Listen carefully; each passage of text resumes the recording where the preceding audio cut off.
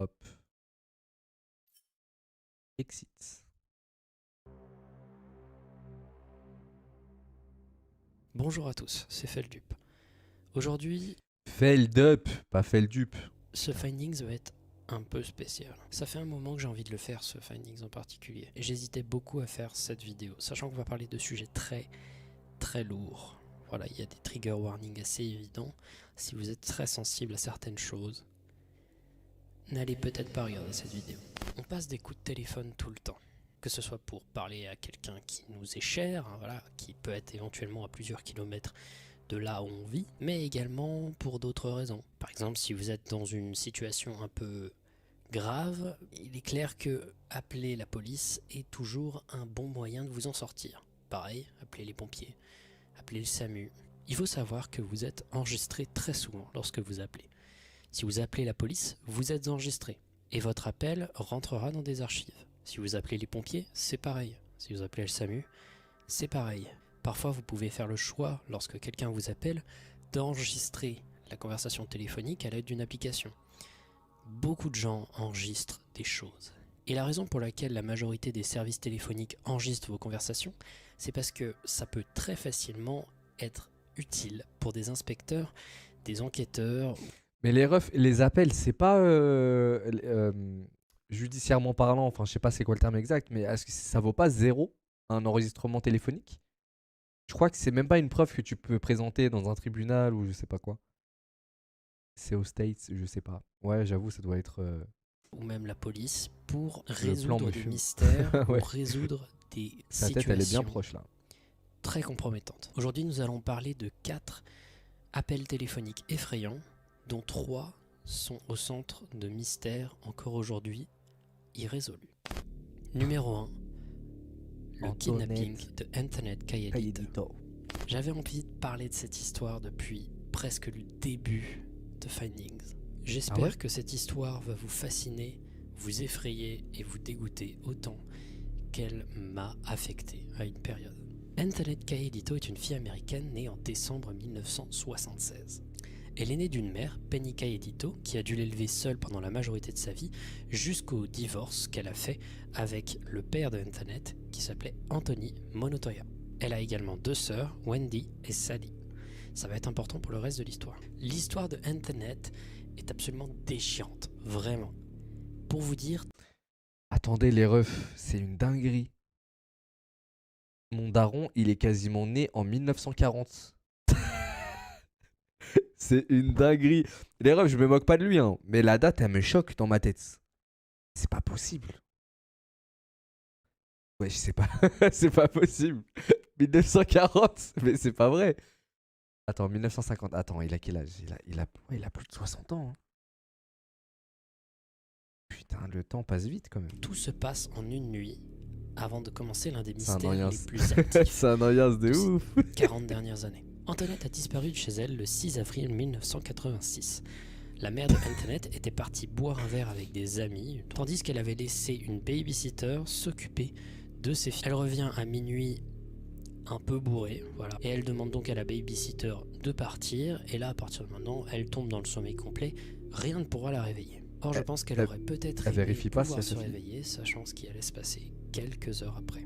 À 3 heures du matin, sans qu'on sache pourquoi, et ça n'a jamais été expliqué, Wendy et Antoinette étaient encore réveillées. À cette même heure, quelqu'un frappa à la porte des Kayedito. Antoinette fut la seule à répondre. Elle demanda qui était là, et l'inconnu s'identifia comme l'oncle Joe, disant « Hé, c'est l'oncle Joe, laisse-moi rentrer ». À 3 heures. Antoinette Kayedito n'avait pas d'oncle s'appelant Joe. Mais néanmoins, elle lui fait confiance. Elle ouvre ainsi la porte et automatiquement se fait attraper par 2 hommes. 2 hommes dont le visage n'a pas pu être identifié et n'a pas pu être reconnu vu qu'ils étaient dans le noir et que la seule personne qui a raconté cette histoire telle qu'elle, c'est Wendy, qui observait donc sa sœur se faire abducter par des gens tétanisés de peur.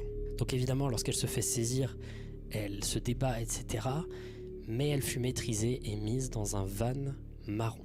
Le lendemain, en se réveillant, Penny, la mère de Antoinette Kayedito, se rend compte que sa fille n'est pas là.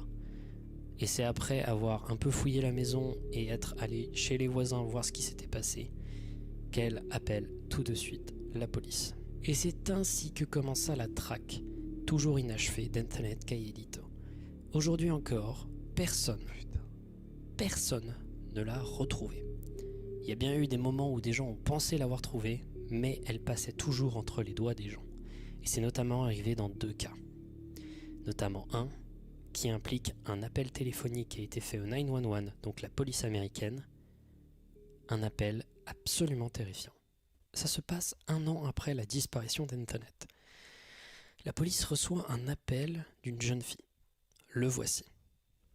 I'm Antoinette Cayedito.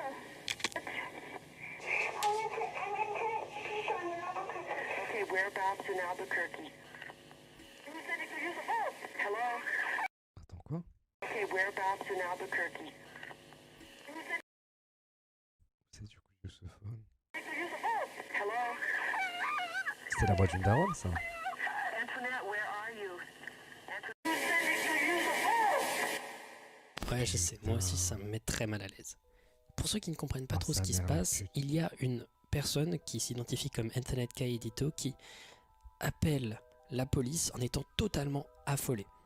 Elle dit automatiquement son prénom et son nom, ce qui est un très bon réflexe, mais surtout elle dit où elle est à peu près. Elle dit qu'elle est à Albuquerque, C'était quoi une l'état de base ville où dans ils le étaient? New Mexico. Lorsque la police reçoit ça, et notamment vu la fin de l'appel qui se termine par une voix d'homme qui dit « Qui est-ce qui t'a dit de prendre le téléphone ?»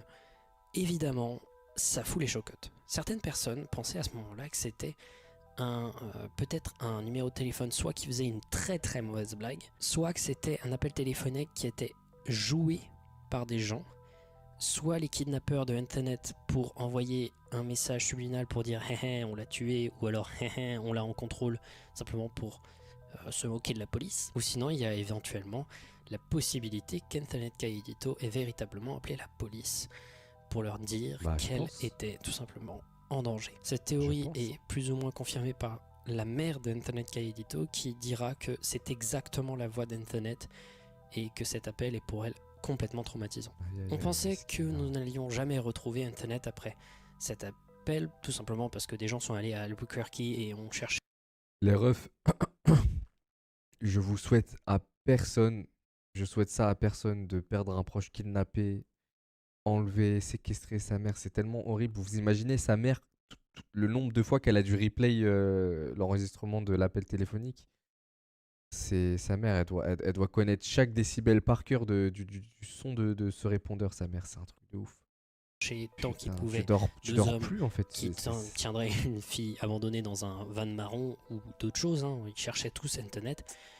Rien ne fut trouvé à Albuquerque. Puis en 1991, Ça doit être horrible pour les parents. Bah, mon ref, en fait, tu sais même pas si elle se fait torturer tous les jours ou si elle est déjà morte depuis longtemps. Sa mère dans ta tête, ça doit être cauchemardesque. Tu t'imagines les pires trucs. Tu dois faire des cauchemars de ça la nuit. Tu te réveilles. Putain de merde. quelque chose se C'est tellement passe. dur. En 1991, 5 ans après la disparition d'Antoinette, une employée d'un restaurant de Carson City dans le Nevada rencontra une adolescente au milieu du restaurant qui était un restaurant d'hôtel, je crois. Elle disait qu'elle était très ressemblante au photomontage de ce Oh à là quoi là. ressemblerait Antoinette Cayedito en 1991 C'est les si elle oreilles. était encore en vie. Elle le remarqua à cause de son comportement très chiant et avec le couple qui s'en occupait. D'abord, elle faisait tomber tout le temps ses ustensiles de cuisine. Oh mon Dieu. C'était l'horreur, hein. C'est un peu comme si elle cherchait constamment de l'attention. Elle était assise à une table avec un couple qui avait l'air apparemment extrêmement négligé, voire menaçant, et un peu le genre de couple qui prendrait de l'héroïne à l'intérieur d'un van, quoi. Quand elle débarrassa les assiettes, elle trouva écrit sur la serviette qui avait en dessous de l'assiette de l'adolescente qu'elle pense être Antoinette Cayedito. Et bien sur cette serviette, il y avait écrit les mots « Help me » et « Call the police ». Elle appela tout de suite la police. Quand elle revint à l'intérieur du restaurant, il n'y avait plus personne. Et c'est la dernière fois que quelqu'un annoncera clairement de manière sérieuse et qui fut pris au sérieux qu'il avait vu Antoinette Cayedito. Aujourd'hui, Antoinette n'a toujours pas été retrouvée. Ses 2 parents sont décédés. Et beaucoup de gens attendaient que les parents Mon d'Antoinette Dieu. meurent pour qu'ils fassent éventuellement des aveux. Parce qu'en effet, Il y a plus à l'histoire que ce que vous pouvez imaginer. Ça vous paraît pas un peu bizarre que à 3h du matin, Antoinette Caillito et Wendy soient toutes les deux levées, tranquilles, et qu'elles répondent à la porte, alors que personnellement, moi, je serais tétanisé devant ma porte. Attendez, Wendy, c'est qui déjà? Enfin, Je ne ferais rien. Beaucoup de gens pensent qu'il y a eu un problème avec la mère d'Antoinette Caillito et que beaucoup de gens pensent qu'elle a vendu le grand Antoinette sa sœur. Ok. et qu'elle a inventé de toutes pièces toutes ces histoires pour qu'elle ne soit pas la cible des critiques. Ça n'a pas marché parce qu'encore aujourd'hui, beaucoup de gens pensent qu'elle a vendu Antoinette et la famille d'Antoinette reçoit régulièrement des menaces, je crois. De toute manière, si une once de l'histoire qui dirait que la mère d'Antoinette est responsable de sa disparition, vraiment, le personnage de Penny est un effroyable être humain. Mais aujourd'hui, les deux parents sont morts et ont emporté dans leur tombe tous les secrets qu'ils pourraient éventuellement cacher. Numéro 2, la mort imminente. Alors, attention, celui-là il est vraiment hardcore. Il est très court, très court. Mais vraiment, c'est un enregistrement qui peut traumatiser. Attendez les refs, parce que là, je me refais la scène dans ma tête. Ça veut dire la daronne, pendant que la fille s'est fait choper à la porte, là, elle devait avoir les yeux grands ouverts sous sa couette. Tout était orchestré. Oh non, c'est trop grave. Des fois, l'être humain me terrifie. C'est un truc peut-être de ouf. arrêtez la vidéo à ce moment-là si ça vous met très mal à l'aise. En 2009, le 28 août, un appel est reçu par la police. Mark Sellers se baladait en voiture de fonction, une Lexus ES 350 avec sa femme, son demi-frère et sa fille. Sa fille avait à l'époque 13 ans. Alors qu'ils étaient sur l'autoroute, ils se rendirent compte que l'accélérateur au milieu de leur chemin était bloqué. Et surtout, les freins ne marchaient plus. J'espère que vous voyez à peu près où ça va. Ils appelèrent ainsi la police, paniqués, lorsqu'ils virent au loin une intersection. Ils allaient à plus de 150 km/h. Voici l'appel qu'ils ont effectué à la police. 911 emergency, what are you reporting? Yeah, we're in a Lexus. I'm sorry, your cell phone's cutting out. We're going north 125, Mm-hmm. and our accelerator stuck. I'm sorry? Our accelerator stuck. We're going 120 Mission Gorge. We're in trouble. We can't. There's no brakes. Okay, for anything? We're approaching an intersection. Oh mon We're Dieu. approaching an intersection. Okay. We're approaching an intersection. Hold on. Pray. Okay. Oh shoot. Oh. Okay. À la fin de l'appel, vous pouvez le voir avec les cris qu'on entend, il était déjà trop tard. Ils avaient déjà percuté une voiture de la marque Ford et ils ont foncé ensuite dans un champ en se prenant une barrière avant que la voiture ne prenne complètement feu. Quand la police est arrivée, il n'y avait plus personne de vivant à l'intérieur de la voiture. Aucun ne survivait à cette tragédie, mis à part le conducteur de la Ford qui s'était fait percuter et qui s'en est sorti malgré d'énormes complications et un séjour à l'hôpital très long. Toyota offra 10 millions d'euros aux deux familles en dédommagement, offre qui fut acceptée. Numéro 3, la voie robotique. Celui-là, il est particulier. Il est vraiment particulier. J'ai entendu parler pour la première fois de ce cas qui est franchement assez niche. Il avait qu'à couper le moteur. Ah, tu peux pas, mon ref, je crois. Attends, c'est vrai ça? Si tu peux. On peut pas retirer la clé en route. Ah ouais?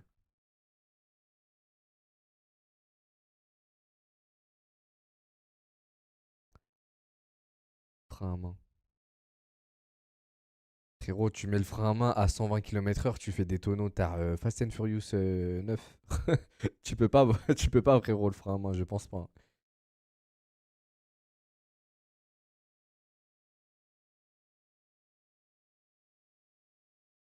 Tu mets le point mort. Mais comment déjà l'accélérateur peut rester bloqué, je comprends Et pas. qui a été très peu discuté sur internet. Dans une vidéo de Lazy Masquerade, ça m'arrive souvent de choper des petits sujets sur cette chaîne, parce que c'est une chaîne américaine. Parce que même si ça va pas tout le temps en détail, le créateur de cette chaîne trouve des trucs, mais pas du tout connus. Et c'est un bonheur, on a vraiment l'impression de découvrir des nouveaux machins avec ça, et du coup je chope plusieurs sujets parfois parce que je trouve ça fascinant. Et celui-là, il est incroyable. C'est un événement absolument terrifiant qui est arrivé à un homme nommé Gary Sudbrink. Son cas fut raconté pour la première fois dans un meeting de l'UPARS, dirigé par Sue Swiatek.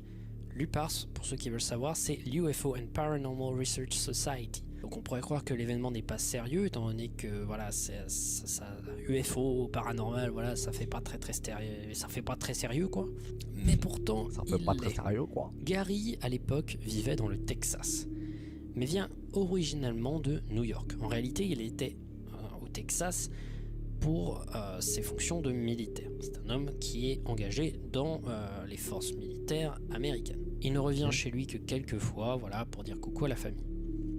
Un jour, il se dit qu'il souhaiterait faire une surprise à sa famille, voilà, en arrivant à New York sans leur prévenir et en leur faisant « Hé hé, coucou, vous vous y attendiez pas hein. ». Il se décide à le faire jusqu'à ce que dans l'aéroport, il croise un homme avec un carton dans les mains qui s'approche de lui. Cet homme lui demande plusieurs questions. Il lui demande son nom, comment il s'écrit, où il va et d'autres infos perso. Alors évidemment, Gary ne répond pas aux questions de l'homme, trouvant que ces questions sont franchement très intrusives. Mais ça ne s'arrête pas là. Parce que aussitôt rentré dans son avion, il oublie assez vite la rencontre qu'il a eue avec cet homme dans l'aéroport. Jusqu'à ce que l'homme qui s'assoit à côté de lui, qui est un homme totalement différent de la personne qui tenait le carton, commence à lui poser exactement les mêmes questions. Évidemment, lui, ça l'énerve, il n'a pas envie d'y répondre, donc du coup, il dit de dégager, quoi. Jusqu'à ce qu'une hôtesse arrive et se rende compte que le gars, son ticket n'était pas du tout placé sur la place où il était, c'est-à-dire à côté de Gary. Son ticket était... Les refs, ça vous arrive, vous faites quoi les refs? Ça vous arrive, vous faites quoi? Vous êtes traqué comme ça et deux personnes vous posent exactement les mêmes questions, une dans l'aéroport, une dans l'avion. Qu'est-ce que vous faites? Moi, quand je descends les refs, j'appelle un pote à moi, je lui dis frérot, j'ai besoin de toi absolument, viens me chercher à l'aéroport d'Orly, terminal Orly 3. Frérot, tu viens, je me jette dans la voiture, on va à fond la caisse, on retourne à la cité, personne viendra nous chercher là-bas. J'ai l'impression qu'une main va m'attraper. Mais frère, franchement, c'est dur de se sentir acculé comme ça. T'es dans l'avion, un mec qui te pose des questions, les mêmes qu'un mec qui t'a à l'aéroport. T'as l'impression que quand tu vas atterrir, il y a un autre mec qui va t'attendre. C'est bizarre quand même. Je descends de l'avion. Ah, j'avoue, c'est pas mal de brouiller les pistes comme ça. Tu montes dans l'avion et tu dis, avant que le chauffeur il pilote l'avion, tu dis, attendez, j'ai oublié un truc. Et vite, tu descends, tu tapes une arba, tu descends. Lui, et le mec, places il derrière. sera niqué, Donc, il devra passe rester dans l'avion, le il sera reste niqué. de son avion tranquille, voilà, il est tranquillou et il arrive finalement à New York. En arrivant à New York, il oublie cette interaction. En se dirigeant vers la maison de ses Ils vont parents, vraiment pas il se t'attendre. dit d'abord qu'il va appeler ses Bah, c'est le amis but. en voulant les surprendre Je suis timé, ça va vis-à-vis comme de on son arrivée. Leur Pardon, dit excusez-moi, d'abord je parle qu'il pendant va la lui- vidéo. voilà, il est que place derrière. Donc il passe le reste de son avion tranquille, voilà, il est tranquillou et il arrive finalement à New York. En arrivant à New York, il oublie cette interaction. En se dirigeant vers la maison de ses parents, il se dit d'abord qu'il va appeler ses amis en voulant les surprendre vis-à-vis de son arrivée.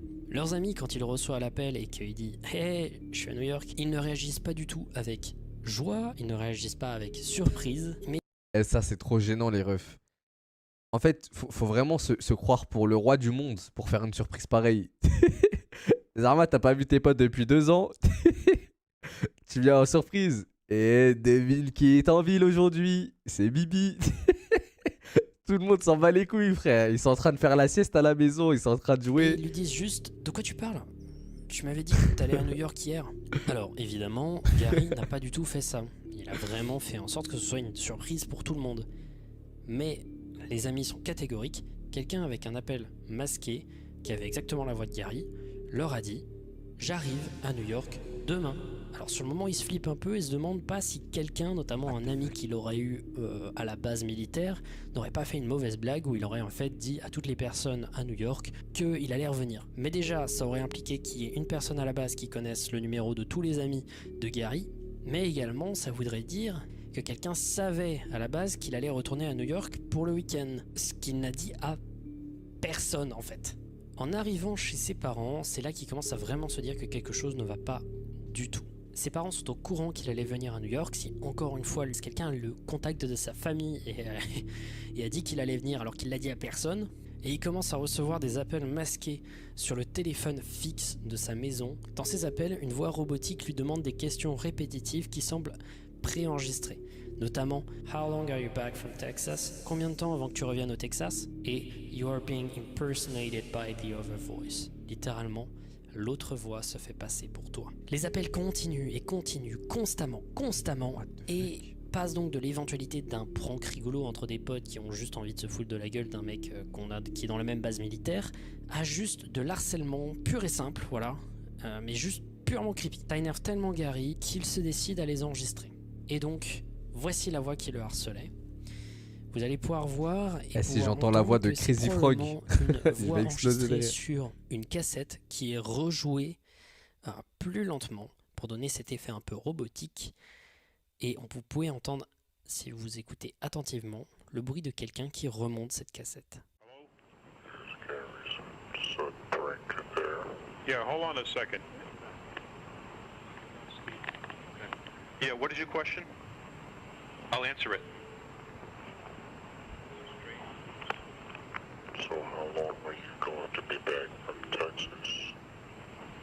How long? You were being impersonated by the other voice. Right. When am I coming back? Is that your question? Il a l'air sympa, Gary, en plus. Okay, there was a break. Hold on. Quelque temps après être revenu au Texas et avoir quitté New York, les appels s'arrêteront. Encore aujourd'hui, on ne sait pas ce qui s'est passé. Gary ne sait pas ce qui s'est passé et beaucoup de gens, un peu dans le délire d'une théorie du complot, se disent que l'autre voix, c'est une organisation qui a appelé Gary pour avoir un maximum d'enregistrement de la voix de Gary, qui allait se demander « Mais qu'est-ce que vous faites ? Pourquoi vous faites ça ?» pour ensuite pouvoir se faire passer pour lui à nouveau. Numéro 4, la disparition.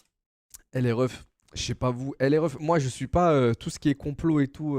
Ça m'intéresse pas plus que ça. Mais il y a un truc que j'ai toujours trouvé bizarre, c'est genre l'armée. L'armée, genre, je sais pas ce qui se passe. Ceux qui partent en mission dans d'autres pays ou je sais pas quoi. Mais sa mère, il y a plein de gens de l'armée. Ils sont dans des histoires bizarres en revenant ici. Tu sais, je pense par exemple à Nordal le Landais. Je sais pas si vous avez suivi l'affaire de la petite Maëlys qui a été enlevée, qui est morte, paix à son âme. Et sa mère, en fait, c'était. L'histoire, elle allait beaucoup plus loin que ça. C'est pas qu'un simple mec qui l'a kidnappé à un mariage. Apparemment, c'était une livraison. C'était une livraison pour d'autres gens. Il l'a kidnappé. C'est des réseaux, vous savez, les réseaux de pédophilie, de kidnapping et tout pour d'autres gens et tout. Des trucs bizarres. On a déjà vu de toute façon des vidéos de Victoria Charlton et tout où elle racontait que des gens s'étaient fait kidnapper, des meufs et tout. Et les mecs étaient censés les donner à d'autres personnes. Et au final, ils les avaient gardés pour eux et les avaient élevés jusqu'à leurs 23 ans, jusqu'à que la personne s'enfuisse, quoi.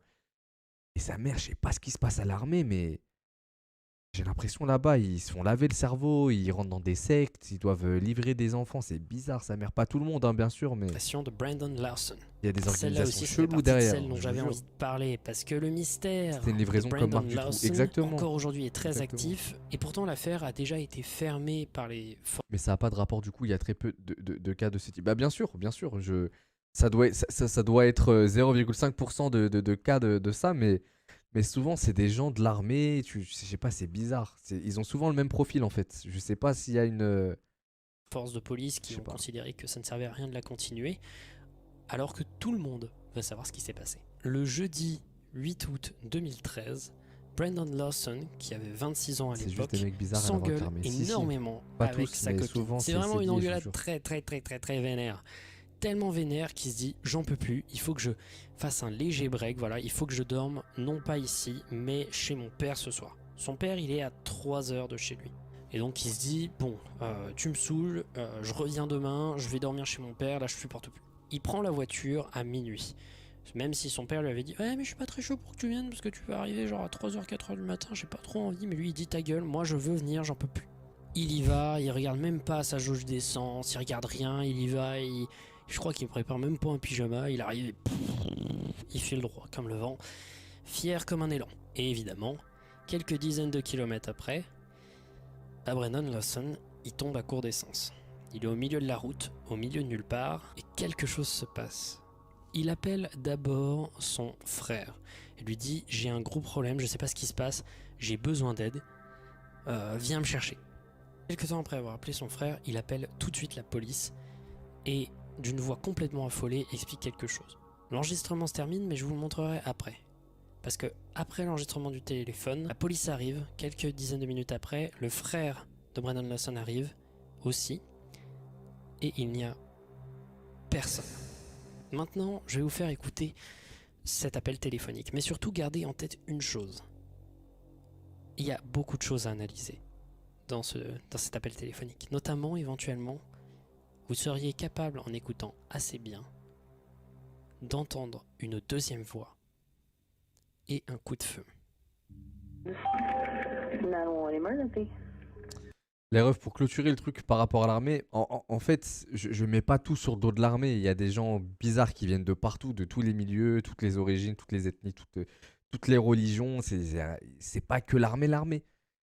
Mais je sais pas, j'ai l'impression que, en fait, vu que l'armée c'est tellement dur, il y a des gens qui se déshumanisent de fou. Ça te casse mentalement l'armée. Rappelez-vous le premier jeu d'horreur qu'on a fait de la soirée là. Le soldat qui avait fait la Seconde Guerre mondiale, comment il est niqué mentalement, et c'est pareil pour toutes les guerres. Et je pense que ces gens-là, je sais pas, il y a certaines personnes, elles doivent être ramassées à la petite cuillère et mises dans des trucs bizarres. Je suis convaincu de ça, moi.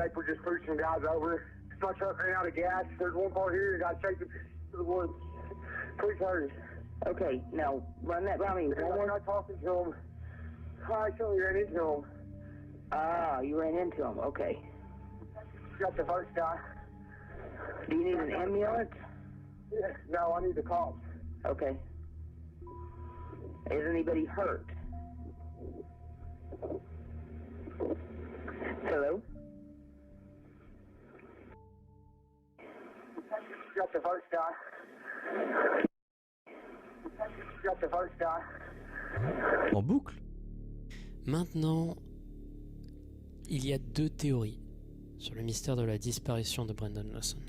La théorie 1 voudrait que, vu son comportement qu'il avait avec sa copine et le fait qu'il avait éventuellement un passé légal moyen, qu'il ait, quelque temps après avoir appelé la police, disparu volontairement pour ne tout simplement pas se faire remarquer et qu'il vivrait donc une nouvelle vie d'homme qui a refait sa vie après d'être disparu, quoi. L'autre théorie, elle est évidente. L'éventualité qu'il se serait fait attaquer par quelqu'un. Ce qui expliquerait cette étrange deuxième voix qu'on entend et ce bruit qui ressemblerait en effet à un coup de feu. Encore aujourd'hui, le mystère de... Putain.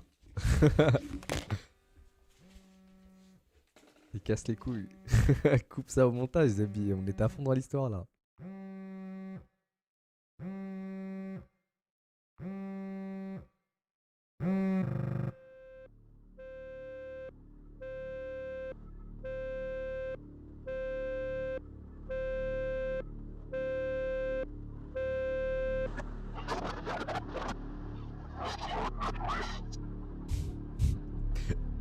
Il aime trop expérimenter des petits trucs en fin de vidéo comme ça. je le kiffe trop.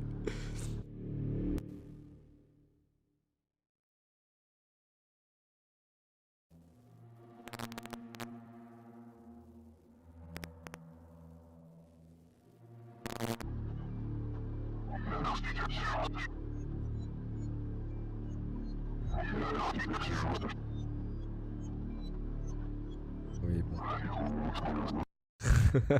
Là, il va juste acheter son pain. Il va acheter le hops à la boulangerie, là. C'est. Il nous fait une grande vidéo là-dessus. Tradition ou pain de campagne?